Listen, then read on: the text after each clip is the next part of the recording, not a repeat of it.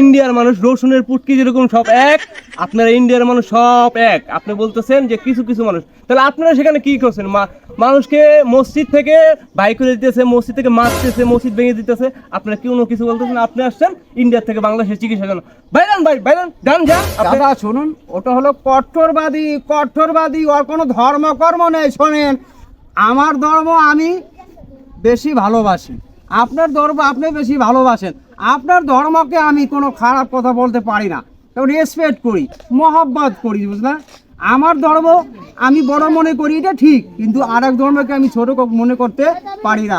ওটা হলো পেট মোটা জনগণটা বাটপাই ছিটারি করে খেয়ে পেট মোটা করে তারা উস্কানি বক্তব্য দিয়েছে দাদা। এর জন্য দাদা আসলে দাদা জানেন, আপনাদের সাথে আর পারছি না দাদা। সকাল 7টা বাজে এসেছি, আর আপনাদের যে ব্যবহার, প্রথম তো ভেবেছিলাম যে বাংলাদেশ কত সুন্দর, তাদের ব্যবহার আচরণ একদম মুগ্ধ হয়ে যাব। আর সকালে আছি বাবা, এখনো একটা রুটি একটু দাঁড়ান দাদা, সময় না আপনার লোক সময় নেই।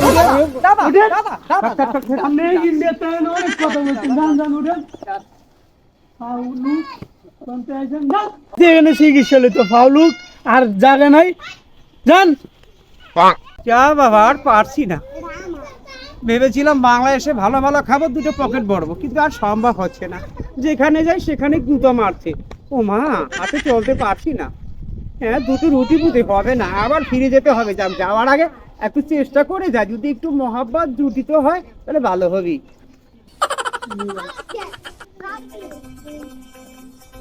কি করবো বলুন, কোন দেশে আছি, দেখা যাচ্ছে। যাই।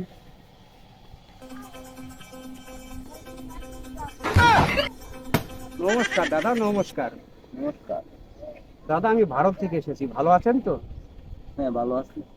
তো দাদা, আমি তো জানেন আমাদের সাথে আপনাকে তো দেখে বোঝা যাচ্ছে যে আপনি একজন ডাক্তার। জি দাদা, জি। ডাক্তার এই অবস্থায় অসহায় ভাবে ইন্ডিয়া থেকে আসছেন, এটা তো আমার বিশ্বাস হচ্ছে না। দাদা শুনুন, কি বলবো, আজকে দেখেন ভালো মন্দ কিন্তু সব দেশে লোক আছে দাদা। আমাদের দেশে কিছু পেট মোটা আছে, আপনার দেশে কিছু পেট মোটা আছে। আপনাকে আমার সম্মান দেওয়া উচিত।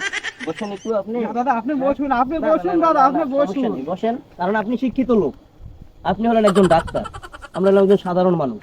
দাদা আপনাকে সম্মান দেওয়া আমার যে দেশ থেকে আসেন আপনি, কোনো সমস্যা নাই, আপনাকে আমার সম্মান দেওয়া উচিত। এবার বলেন কেন আসছেন আপনি বাংলাদেশে? দাদা একটু বলে নেই, আসলে যে বাংলাদেশের ভিতরে যে এত সুন্দর সুন্দর লোক আছে, আসলে আমি জানতাম না। কিন্তু যদি আপনার সাথে আমার দেখাটা না হতো না, তার আমি ভুল বুঝতাম যে বাংলাদেশ আসলেই খারাপ। না দাদা, না, কিন্তু আপনার মতো লোক পেয়ে না গর্বে। দাদা শুনেন, আমি আপনাকে কথা বলি। বলুন।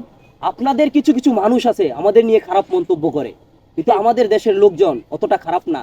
আমাদের দেশের এই যে সাধারণ মানুষ আছে তাদেরকে তিক্ত করে ফেলেছে তারা। এই যে বিভিন্ন ধরনের মিডিয়ায় যে ধরনের নিউজ বাংলাদেশের বিরুদ্ধে প্রচার করা হয়, এসব ঠিক না দাদা। এরা হলো যাত্রার লোক, ওরা এসে চ্যানেলের সামনে খাড়ায় আবল তাবল করে বাংলার বিরুদ্ধে। এই জন্য বাংলাদেশের মানুষগুলোকে তিক্ত করে ফেলেছে। এই জন্য আপনার সাথে খারাপ ব্যবহার করতে পারে কিছু কিছু অশিক্ষিত মূর্খ লোক আছে তারা।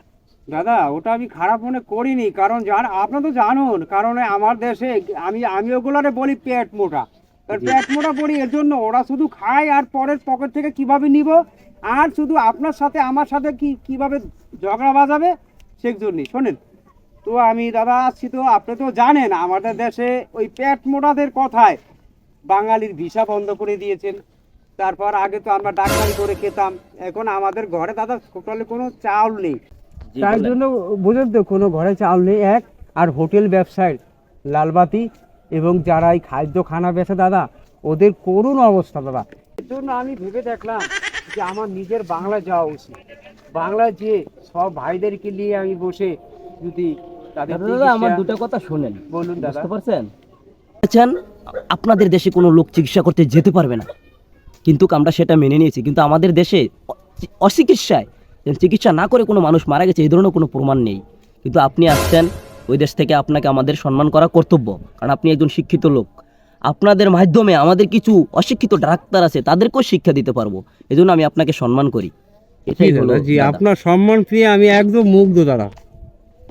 দাদা আপনি একটু বসুন, আমি আপনাকে একটু দেখি। যদি আপনাকে আমি চিকিৎসাটা না করি দাদা, তাহলে মনটা না অনেক খারাপ হয়ে যাবে, কারণ এত দূর থেকে এসেছি দাদা। এই আপনি অবস্থায় এই বসুন। পরিবেশে আপনি আমার থেকে অবশ্যই ব্যবস্থা করবেন? অবশ্যই আহা, দাদা, বসুন। বুঝছেন? মানুষ কত যে ভালো মানুষ আছে, কিন্তু আমরা শুধু শুধু তাদেরকে অপমান করি। দেখেন দাদা, একটু কাজ দেন তো দাদা।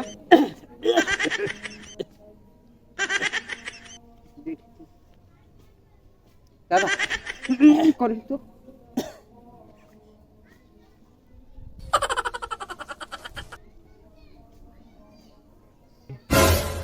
দাদা শুনুন, আমার কি আপনার সমস্যা আছে? আপনার সমস্যা আছে, আপনার লিভারে একটু সমস্যা আছে।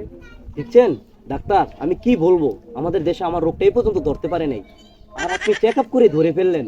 এই জন্যই কিছু কিছু রোগী ইন্ডিয়া যেতে হয়, কিন্তু আপনি এসে আমাদের অনেক উপকার করলেন ডাক্তার সাহেব। আর দাদা, আমি সবাইকে জানিয়ে দিব আপনার কথাটা। আর আপনি আমাদের গ্রামে থেকে চিকিৎসা করবেন। আর আপনি কি ডায়াবেটিসের ওষুধ খেয়েছেন? ডায়াবেটিসের ওষুধ মাঝে মাঝে খাওয়া পড়ে। বেশি করে খাবেন, কারণ ডায়াবেটিসে আমার একদম জ্বর জড়িত। আর মাঝে মাঝে মাথা কি চিনচিন করে না, ঠিক। আর মাঝে মাঝে খুব ঘুরায়। ঘুরায়, বসা থেকে উঠলেই মাথা ঘুরায়। দাদা শুনুন, আমি এই ওষুধগুলো লিখে দিচ্ছি, নিয়ম মতো খান। আর আপনি সামনের মাসের 1 তারিখে ওষুধগুলো খেয়ে হুম। আপনি আমার সাথে দেখা করবেন। আপনার বিশাল প্রয়োজন না দাদা, আমি চলে আসবো, আপনাকে ফর্ম দিবেন, চলে আসবো, লিখে দিচ্ছি। রিমাক্টন, হুম। রিমাক্টন 14 দিন খাবেন। পলকিন 9 দিন খাবেন। জামাক্টন 12 দিন। হলাক্টন 6 দিন।